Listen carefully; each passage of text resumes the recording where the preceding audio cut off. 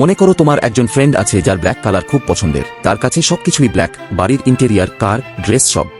এখন তার জন্মদিন আসলো আর তুমি তাকে ড্রেস গিফট দেবে। চিন্তা করো তো তাকে কি রঙের ড্রেস দেয়া যায়? নিশ্চয়ই ব্ল্যাক ড্রেসই দেবে, কারণ সেটাই তার ফেভারিট কালার, সেটাই তাকে ভালো লাগবে। ঠিক এমনই সৃষ্টিকর্তাও আমাদের সাথে বিহেভ করে। আমরা যদি হ্যাপি থাকি, পজিটিভ ভাইব ক্রিয়েট করি, সব সময় হাই এনার্জিতে থাকি, তাহলে সৃষ্টিকর্তা ভাবে এর তো হ্যাপিনেসই পছন্দ, আর আমাদের আরো হ্যাপিনেস গিফট দেয়। কিন্তু আমরা যদি স্যাড থাকি, ডিপ্রেস থাকি, সব সময় নেগেটিভ চিন্তা করি, সৃষ্টিকর্তা ভাবে আরে এ তো এটাই চায়, আর আমাদের আরো নেগেটিভিটি আর স্যাডনেস দেয়। লক্ষ্য করেছ তো, যখন দুঃখ আসে তখন তারা একের পর এক লাইন ধরে আসতেই থাকে, আবার হ্যাপিনেসও যখন আসে সেগুলো একের পর এক আসে, কারণ আমরা তখন একই ভাইব ক্রিয়েট করছি।